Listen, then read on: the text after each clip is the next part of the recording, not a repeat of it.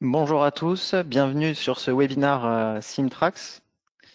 Alors, avant de commencer, est-ce que vous pouvez nous faire un petit retour via le chat, si vous nous voyez bien, si vous nous entendez bien, ou s'il y a Ouais, quelconque problème, n'hésitez pas à le signaler sur le chat. oui, surtout sur la qualité du son, hein. On est deux intervenants dans deux salles réparties, étant donné le contexte. Donc, n'hésitez pas, hein, si un des intervenants qui a une qualité de son qui n'est pas bonne, à nous le dire.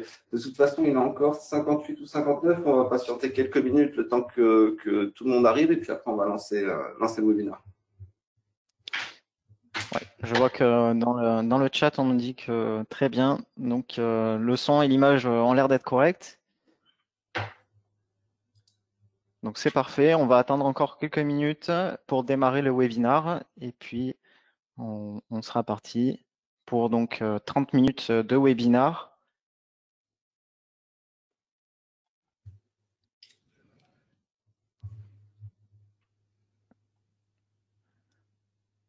Donc On est à tout- 5 participants.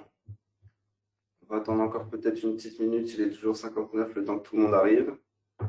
le temps que tout le monde arrive, je vous rappelle que vous pouvez utiliser donc la fonction chatter sur GoToWebinar. Vous pouvez poser les questions tout au long du webinar et on reviendra sur celle-ci à la fin du webinar. Donc n'hésitez pas à les écrire tout au long du webinar. Et vous avez donc l'espace questions. Oui, je vois qu'il y a une personne qui s'est exprimée sur l'espace questions. Vous avez un espace questions et un espace chatter où vous pouvez euh, poser vos questions ou intervenir si besoin. Donc il Comme est 11 heures. Pardon? Non, je disais comme Tanguy, comme Tanguy le disait, en fait, l'idée c'est que nous, on consacre vraiment une partie en fin de présentation pour répondre à votre question, tout simplement pour pas jongler avec l'interface pendant la présentation. Donc, n'hésitez pas vraiment à poser vos questions, même au début, on y reviendra en fin de présentation. Tout à fait. Alors, il est 11 heures, on va peut-être, il y a des participants qui arrivent encore, on a encore peut-être, on va peut-être attendre un petit peu, mais comme tu veux, on peut commencer dès maintenant. On peut commencer de toute manière, le webinaire est enregistré, puis on vous enverra un lien de rediffusion. Donc, pour ceux qui arriveraient en retard, on sera en mesure de leur donner l'enregistrement, pas de souci. Ok, ça marche. Donc bonjour à tous ceux qui nous ont rejoints depuis que j'ai dit bonjour la première fois. Donc moi je suis Tanguy Moka, je suis donc ingénieur commercial chez Simtrax et aujourd'hui je suis accompagné de Maxime Alexandre qui va se présenter. Donc Maxime Alexandre, moi aussi je suis commercial chez Syntrax depuis un petit peu plus de 2 ans. L'idée aujourd'hui, c'est que moi je vous présente plutôt la partie technique, hein, mais justement Tanguy va vous présenter un petit peu plus le déroulé de ce webinaire. Oui. Alors avant que ça commence, je rappelle à ceux qui viennent d'arriver que vous pouvez parler donc sur le chat et poser vos questions tout au long du webinaire et n'hésitez pas à faire remonter s'il y a un problème technique avec le son ou l'image. Donc, durant ce webinaire, pendant ces 30 minutes, on va voir un petit peu qui est Simtrax. Je vais vous introduire le sujet donc de la validation électronique de vos documents. Et puis, Maxime passera donc sur la partie principe de fonctionnement de l'utilisation de nos solutions. Il vous fera une démonstration d'un workflow de validation et on reviendra ensuite sur les avantages et sur vos questions que vous aurez posées tout au long du webinaire. Tout à fait. Voilà, alors, donc nous, Syntrax, nous sommes donc éditeurs de logiciels, donc nous distribuons des solutions qui couvrent l'intégralité du cycle de vie d'un document, donc c'est-à-dire de la personnalisation à la distribution, mais aussi on peut donc ajouter une signature ou valider des documents, comme vous l'avez compris, c'est ce qu'on va voir aujourd'hui. Donc on compte 3000 installations, donc on n'a pas de clients spécifiques, que ça soit au niveau de la taille ou du secteur d'activité. On est même sur des entreprises à l'international. C'est la raison pour laquelle on a des bureaux donc aux États-Unis, en Inde, en Angleterre et en Allemagne, et ici à Nîmes où nous enregistrons ce webinaire. Euh, en moyenne, on a donc 12 ans d'expertise, de fidélité pardon, chez nos clients et on a 3 partenariats clés, donc IBM, Microsoft et SAP. Et je précise que nos bureaux sont majoritairement à Nîmes, chez Syntrax. Notre équipe de développement est basée à Nîmes, ce qui, voilà, ce qui rajoute de la réactivité donc dans certains problèmes techniques ou des éventuelles améliorations. Tout à fait. Et juste pour préciser, effectivement, on a 3 partenariats technologiques majeurs avec SAP, IBM et Microsoft, mais on n'est vraiment pas une solution dédiée. On peut travailler en sortie de toute ERP. C'est juste que là, on a développé des connecteurs spécifiques qui ont été donc certifiés. Justement, dans le détail de fonctionnement, je vais laisser d'abord Tanguy introduire le sujet. Oui, alors je vous apprends rien en vous disant que ça fait quasiment 1 an que nos méthodes d'échange de documents, mais aussi nos manières de travailler en entreprise ont complètement évolué. Et donc aujourd'hui, les entreprises, elles ont à leur disposition des outils pour remédier à ces changements-là. Et ce qui est important de souligner, c'est qu'il faut tirer le meilleur de ces nouveaux outils. D'accord? Donc, ce qui est judicieux de faire, c'est de faire appel à des professionnels. Mais faire appel à des professionnels, ça veut dire maîtriser des termes de base. Donc, je voulais revenir sur 3 termes qui me semblent importants sur ces sujets de dématérialisation, comme on va le voir tout de suite. Donc, on a le terme donc de numérisation. La numérisation, c'est plus le fait de scanner un document, d'accord, de passer d'un support papier à un support numérique. On a ensuite la digitalisation, où là, on va parler. Enfin, ça va dépendre de la nature de l'objet qui est associé à ce terme-là. Par exemple, digitaliser un document, ça va revenir à le scanner. Mais digitaliser une entreprise ou un processus, ça va être le rendre tout numérique. Et enfin, quand on parle de dématérialisation, là, on va parler d'une réelle réflexion de réorganiser un workflow complet dans une entreprise, c'est-à-dire réfléchir à comment améliorer le processus qui existe actuellement en version numérique grâce à cette dématérialisation. Et donc, aujourd'hui, le processus qu'on va venir dématérialiser, ça va être la validation de documents. Donc, on va voir avec Maxime le principe de fonctionnement de cette validation électronique. Donc, tout à fait. Moi, je voulais revenir un petit peu sur un principe de fonctionnement général avant de partir sur le spécifique avec le bon de commande, juste pour que vous ayez une idée des fonctionnalités de notre solution de validation électronique, mais au sens large. Nous, on développe une solution donc, qui va venir justement se positionner en sortie d'ERP, en sortie d'applicatif métier. On va installer notre solution sur vos serveurs et on va travailler directement sur vos documents sortants. Donc, dans un principe général, on n'a pas de limite au niveau compatibilité. On peut travailler en sortie de tout logiciel, étant donné qu'on va travailler à partir du document. Et on peut aussi travailler à partir de tous les formats, du PDF, du XML, donc peu importe ce qui est en sortie de votre ERP, il n'y a pas de développement spécifique à faire. On va travailler à partir du format en l'état. Et justement, notre solution est très flexible. Elle doit être paramétrée en fonction de problématiques qui sont rencontrées dans votre organisation. On fait vraiment du sur-mesure. L'idée, c'est de configurer un scénario, un workflow dédié qui va s'appliquer automatiquement en fonction du document concerné ou encore directement en fonction de son contenu. On a également débridé notre solution pour qu'un utilisateur puisse charger manuellement un document dans un workflow dédié. Pour vous donner un exemple, en interne, nous, ce qu'on a mis en place, c'est la demande de congé qui fonctionne comme ça. On a un modèle Excel à pré-remplir qu'on vient ensuite charger sur notre interface, que je vais vous montrer dans un instant, et ensuite, notre manager valide ou invalide cette demande. Donc, c'est un workflow très simple. Donc, l'idée, c'est d'associer un traitement automatique pour les documents qui sont en sortie de logiciel, avec des volumétries donc, qui sont importantes, à un traitement qui serait initié par l'utilisateur pour des demandes qui sont justement plus spécifiques. Donc, la plus-value de notre solution, ça va être la création de workflows qui sont dynamiques et intelligents. La définition du circuit de validation, elle peut s'appuyer sur un élément, comme je l'ai dit, qui est contenu directement dans le document. Donc, on va appeler ça une variable. Pour prendre un exemple concret, d'ailleurs, c'est l'exemple que je vais utiliser dans la démonstration après, on peut imaginer que si un bon de commande est supérieur à un certain montant, il va nécessiter une validation qui est complémentaire au circuit classique. Donc, juste pour suivre le schéma et vous détailler un petit peu les fonctionnalités, on peut imaginer avoir paramétré notre solution pour venir récupérer un document en sortie de logiciel comptable, pourquoi pas, par exemple, et venir enrichir automatiquement le document, c'est-à-dire améliorer sa mise en page, ajouter des données automatiquement, notamment grâce à des mécanismes de requête qu'on viendrait paramétrer en amont, Puis ensuite, logiquement, demander une validation d'un intervenant spécifique. Cet intervenant, il sera défini en amont lors du paramétrage de notre solution. Donc, cet intervenant, il a plusieurs actions qui sont possibles. Il va être capable de commenter le document, rajouter des pièces jointes et bien sûr valider ou invalider le document. Ensuite, donc, comme j'ai dit, en s'appuyant sur les variables définies en amont ou directement sur les métadonnées du document, le validaire suivant sera automatiquement défini. Il va pouvoir à son tour modifier le document, le valider ou l'invalider. En fin de processus, on va pouvoir paramétrer notre solution afin de notifier par courriel la validation finale du document aux personnes qui sont évidemment intéressées par le sujet. On va ensuite archiver ce document et par exemple apposer un certificat RGS.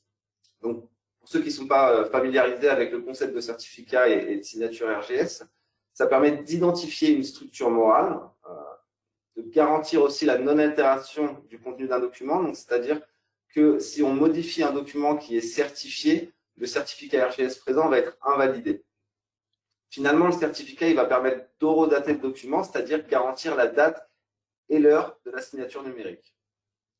Donc nous, pour l'aparté, on n'est pas fournisseur de certificats, on travaille avec des fournisseurs comme Chambersen, comme Certinia, et on va être capable de venir, après un workflow, apposer un certificat automatiquement et ensuite venir archiver le document final. Donc voilà pour le fonctionnement au sens large, ça fait beaucoup d'informations. Aujourd'hui, on va s'intéresser plus spécifiquement à un workflow autour de la validation d'un nom de commande.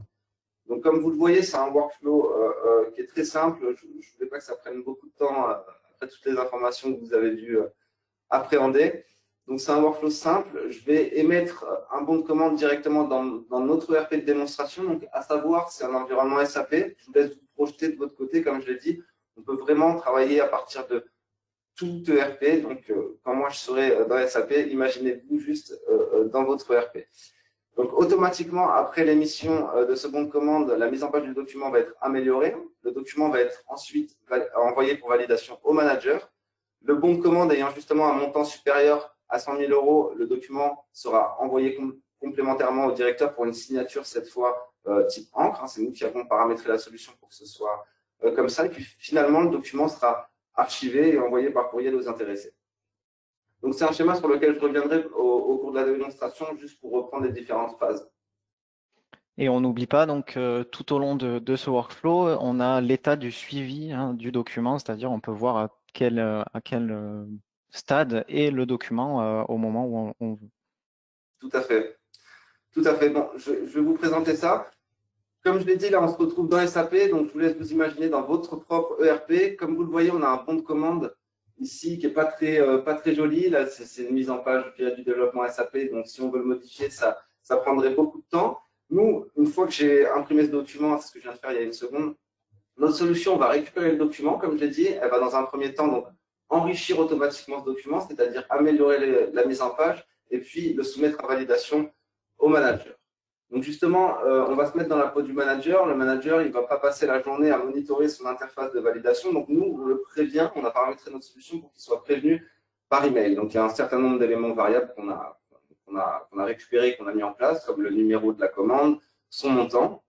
Et puis si le manager clique ici, il va pouvoir accéder donc à la fameuse console où il va être en mesure de valider les documents. Donc vous voyez qu'on est en temps réel, j'ai imprimé le document à 11h11, on a directement reçu l'email. Donc justement, cette fameuse console, on se retrouve, vous voyez ici, sur un lien URL, donc il n'y a pas de problématique de déploiement qu'on pourrait avoir avec des clients en local. Donc dans la gestion de l'outil, c'est vraiment plus facile de cette manière. Côté administration, on n'a pas non plus de problématique de gestion des utilisateurs parce que nous, on va se connecter à l'Active Directory qui est, vous savez, la gestion des utilisateurs Windows dans votre entreprise. Donc, c'est-à-dire que moi, si j'ai besoin de me connecter à la console, je vais tout simplement utiliser les mots de passe et identifiants avec lesquels je me connecte à mon ordinateur.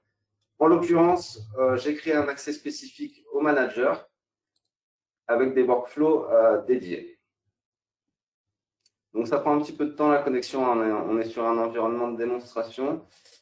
Donc, vous voyez ici en haut de la console, on a 3 onglets. On a l'onglet Uploader qui va justement nous permettre de venir manuellement, comme je l'ai dit, uploader, charger différents documents dans des workflows, mais sur un aspect plus manuel.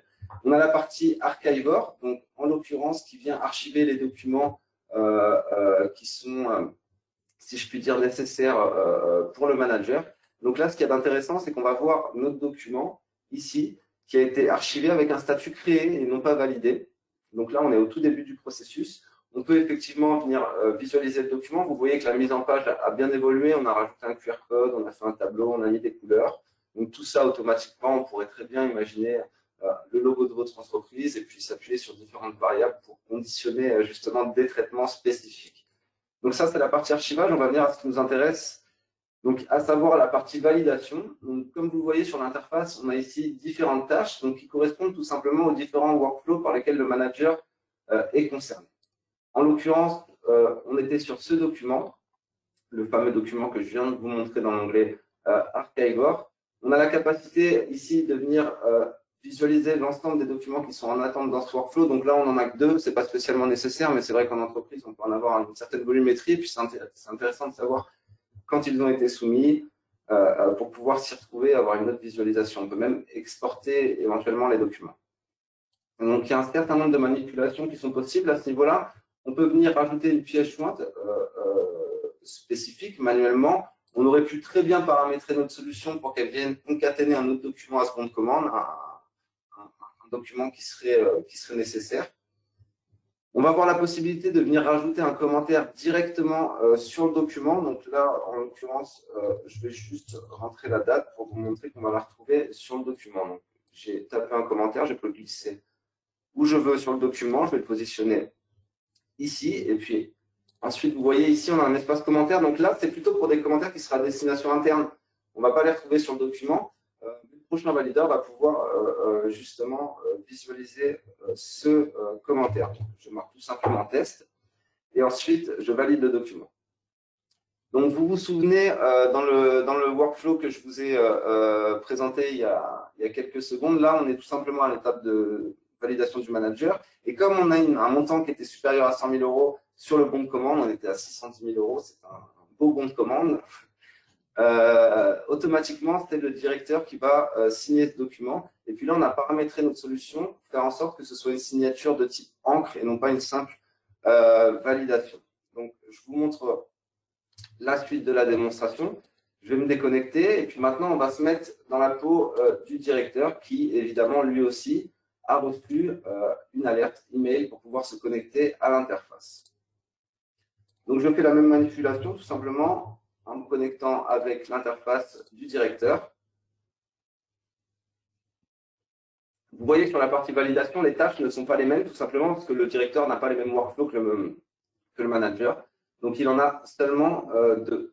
On va bien retrouver effectivement la date qui a été apposée ici. Et puis, on va retrouver aussi le commentaire en interne. Et puis, la seule action qu'on a paramétrée côté directeur, c'est la signature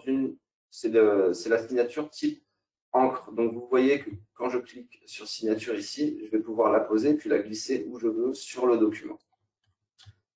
Finalement, je vais venir valider ce document pour une validation finale et sur le processus, il y avait une action d'archivage automatique et puis de notification, là en l'occurrence au manager, comme quoi le document a bien été signé par le directeur.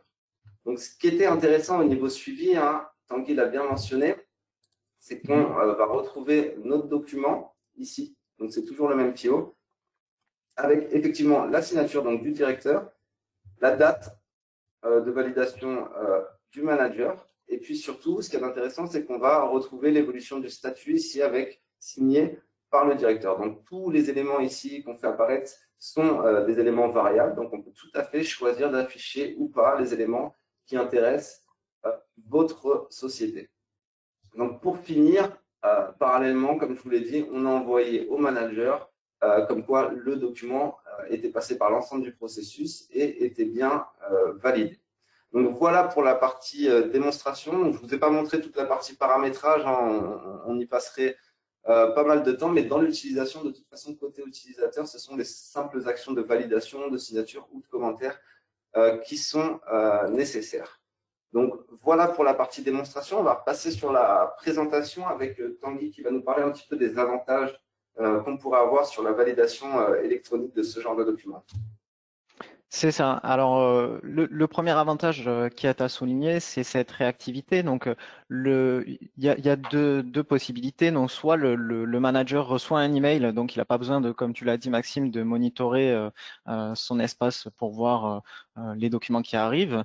Donc, il a juste à voir cet email, cliquer sur un lien et valider le document. Et une fois ou alors, s'il reçoit plusieurs documents, il peut se rendre directement sur la plateforme et voir tous les documents qu'il a à valider sur une seule et même interface. Donc, ça lui permet d'être beaucoup plus réactif.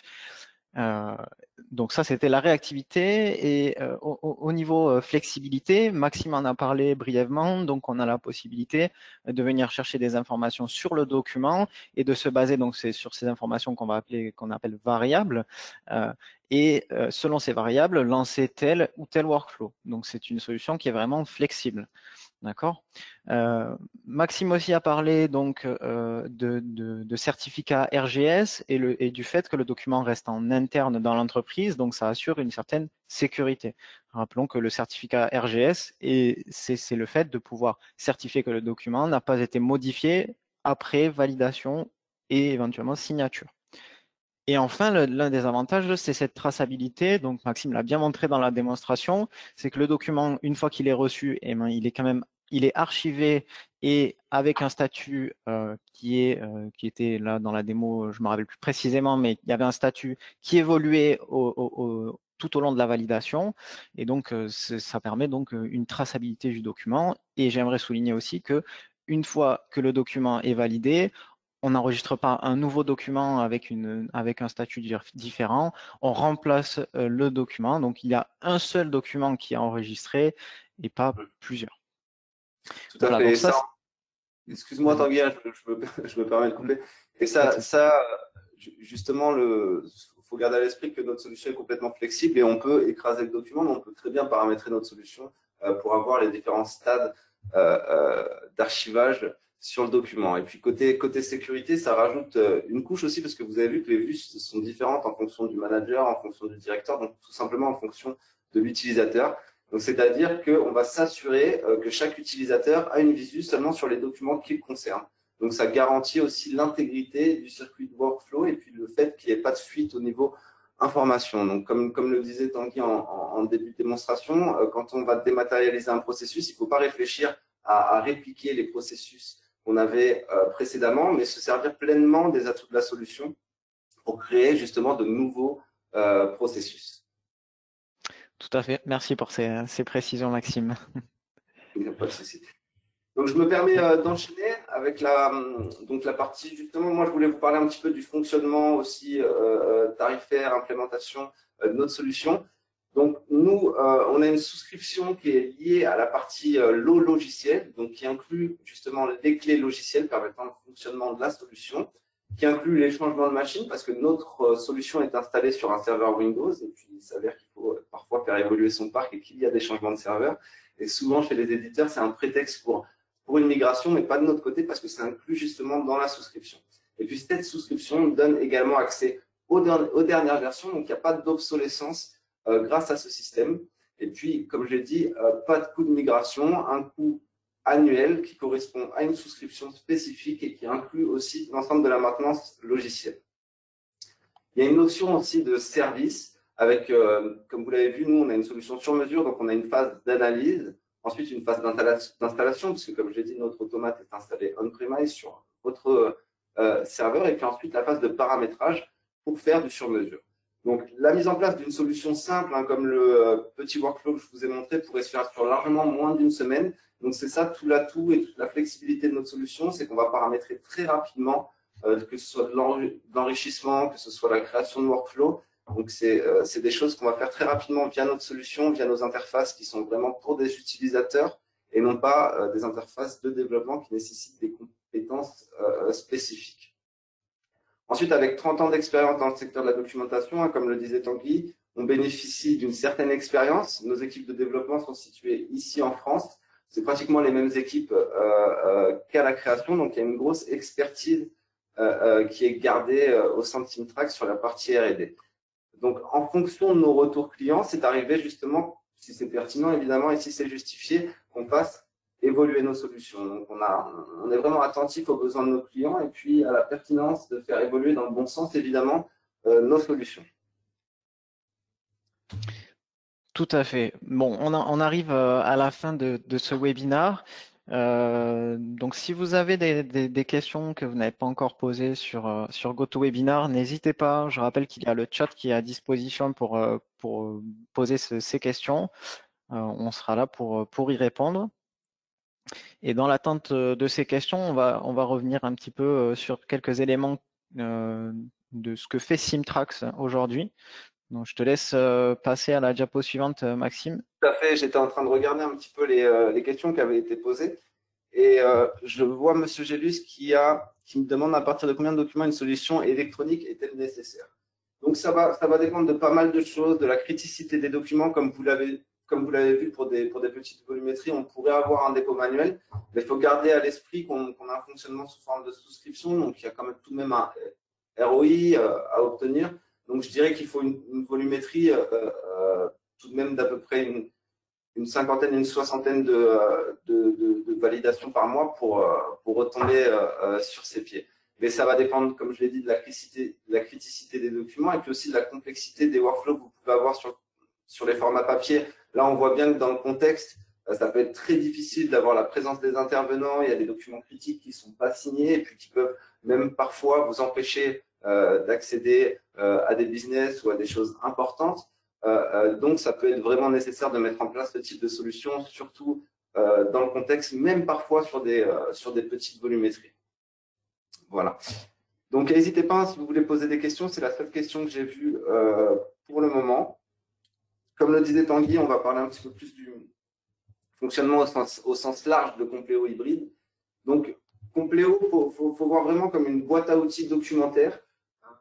C'est une solution modulaire, on va appeler justement plusieurs solutions, grâce à un automate qui est vraiment le noyau de la solution. Donc là, vous l'avez vu, on va être capable de créer des process automatisés de validation et de signature avec la solution que vous voyez en bas à gauche. On va être capable de faire de la facturation électronique en appelant d'autres modules, d'enrichir les documents, vous l'avez vu, avec la mise en page du bon de commande. On a des solutions notamment pour la partie gestion des documents logistiques. Et puis, on a aussi une solution pour gérer la relation documentaire avec vos clients et avec vos fournisseurs. Donc, justement, on a développé une architecture spécifique, Compleo hybride, qui permet de limiter les ouvertures de ports. Vous savez que la sécurité est de plus en plus complexe au sein des entreprises. Donc, grâce à Compleo hybride, dès qu'il y a une ouverture sur l'extérieur avec des clients et fournisseurs, on passe par un module Azure qui empêche toute connexion à votre réseau. Donc, vous voyez, voilà pour le spectre général de la solution. Justement, en parlant de connexion vers l'extérieur, il y a une question sur la validation des collaborateurs quand ils sont en déplacement. Est-ce qu'il faut un accès au VPN? Alors, je te laisserai. Non, vas-y. Excuse-moi, il n'y a pas de souci. J'étais en train de dire justement l'autre question. Donc, la validation était possible lorsque les collaborateurs sont en déplacement. Il faut un accès VPN. Non, il n'y a pas de souci. Comme on reçoit par email, on peut très bien configurer le réseau pour accéder directement à la console et puis valider l'ensemble de vos documents. Mais on a une équipe d'experts justement sur l'architecture et puis sur vos besoins qui vont vraiment étudier, analyser vos besoins pour vous fournir la solution vraiment sur mesure en fonction de vos problématiques. Donc, on peut tout à fait envisager une validation à distance via smartphone. Je vois que Rachid a une autre question sur la partie certificats. Donc, j'ai déjà mes certificats. Est-ce que je peux les implémenter dans votre solution? Donc, tout à fait, c'est une très bonne question, Rachid. Effectivement, donc nous, comme je l'ai dit, on n'est pas fournisseur de certificats. On travaille avec Chambersign, avec Certinia. C'est arrivé, moi, chez des clients à moi qui ont déjà ce type de certificat. Nous, notre solution, elle va se contenter juste de venir appeler le certificat. Donc, si vous en avez en interne, on peut tout à fait capitaliser là-dessus et puis les utiliser. Alors, voilà. J'ai une dernière question. L'application est-elle multi-société? C'est-à-dire, Monsieur Favergent, c'est par rapport au nombre de sites éventuellement sur une société. En général, comme je l'ai dit, nous, on installe notre solution sur un serveur Windows défini. Donc, l'architecture, si je puis dire, les licences sont disponibles pour la société en question. Après, comme je l'ai dit, on a des types, on a des fonctionnements, on a des solutions où on va être capable d'envoyer des documents à des fournisseurs, à des clients, mais en l'occurrence, c'est de l'envoi, il n'y a pas d'action de validation dessus, donc il n'y a pas spécialement de coûts engagés pour les sociétés réceptrices, si je puis dire. Voilà. Bien, j'espère qu'on a répondu à votre question, Monsieur Favergeon. Il y en a encore une, oui. Donc c'est Monsieur Favergeon qui rajoute des détails sur sa demande. Un contexte spécifique. Mais ce qui pourrait être intéressant de toute manière, hein, nous, on va rappeler l'ensemble des personnes qui ont assisté à ce webinaire pour creuser un petit peu plus, parce que comme on l'a dit, nous, on a une solution, on fonctionne vraiment sur l'analyse. Donc ça pourrait être intéressant, Monsieur Favergeon, qu'on se contacte pour préciser un peu plus le contexte et qu'on vous explique tout ça en détail. On va pas tarder à avoir fini justement sur la partie timing. Je vois qu'il est 11h29. Oui. Donc, Monsieur Favergeon, on reviendra vers vous. On va mettre fin à ce webinaire si vous avez plus d'autres questions spécifiques. Et puis, justement, là, pour rien manquer de nos actualités, vous pouvez nous suivre justement sur les différents réseaux, que ce soit YouTube, LinkedIn ou Twitter. Pour les prochaines actualités, je sais qu'il y a un webinaire qui est prévu sur la signature électronique. Justement, comme on est en contact avec vous, on va vous envoyer un petit mail avec éventuellement le lien d'inscription si ça vous intéresse. Donc, quand on parle de signature électronique, c'est plutôt à destination externe pour vos clients et fournisseurs. Donc, vous voyez sur ce dernier slide nos coordonnées. De toute façon, on va se recontacter, comme je l'ai dit, pour préciser un petit peu tout ça. Je vous remercie Tout à pour fait. votre attention. Merci beaucoup à tous les participants et puis à très bientôt pour un nouveau webinaire. À très bientôt. Merci beaucoup.